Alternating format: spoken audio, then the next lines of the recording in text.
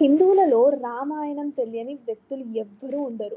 శ్రీరాముడి జననం నుంచి రావణాసురుడి సంహారం వరకి అందరికీ తెలుసు.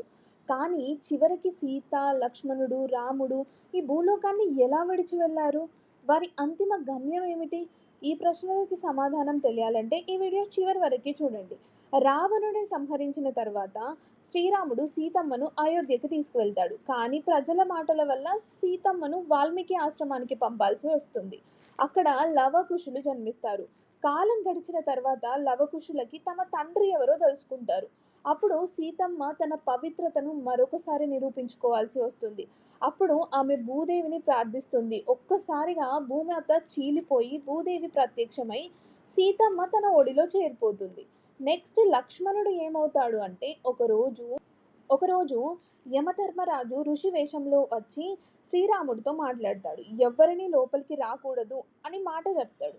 బయట కాపలాగా లక్ష్మణుడు ఉంటాడు. అప్పుడు దుర్వాస మహర్షి వచ్చి వెంటనే రాముడిని కలవాలి అని అంటాడు. లక్ష్మణుడు దానికి నిరాకరిస్తాడు. అయోధ్యని శపిస్తానని హెచ్చరిస్తాడు. అప్పుడు లక్ష్మణుడు తన ప్రాణం కంటే ప్రజలను కాపాడడం చాలా ముఖ్యం అని చెప్పి లోపలికి వెళ్తాడు.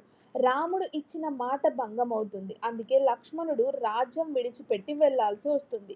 చివరికి సరయూ నదికి ప్రవేశించి తన అసలు రూపమైన శేషనాగుగా మారిపోతాడు. లక్ష్మణుడు వెళ్ళిపోయిన తర్వాత శ్రీరాముడు చాలా బాధపడతాడు. భరతుడు, క్షత్రజ్ఞుడు కూడా అన్న వెంట వెళ్ళాలి అని నిర్ణయించుకుంటాడు. అప్పుడు శ్రీరాముడు తన అవతారాన్ని ముగించాల్సిన సమయం వచ్చింది అని చెప్పి శ్రావణ మాసం పౌర్ణమి రోజున సరయూ నది తీరానికి వెళ్తాడు. అన్ని ప్రజలు అక్కడికి అందరూ ఆయన వెంట వస్తాడు. రాముడు నదిలో అడుగు పెడతాడు. ఆయన వెంట తమ్ముళ్ళు కూడా దిగుతారు. అప్పుడు ఆకాశం నుంచి పూల వర్షం కురుస్తుంది. దేవతలు సంగీతం వాయిస్తాడు. ఆ క్షణంలో శ్రీరాముడు మహావిష్ణువుగా వైకుంఠాన్ని చేరుకుంటాడు.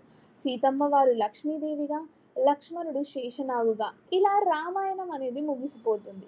రామాయణం కేవలం కథ మాత్రమే కాదు. అది ఒక ధర్మం, త్యాగం, ప్రేమ మరియు జీవితం గురించి ఒక గొప్ప సందేశం. మీకు ఈ కథలో ఏ భాగం ఎక్కువగా హృదయాన్ని తాకింది? కామెంట్ చేయండి. Thank you.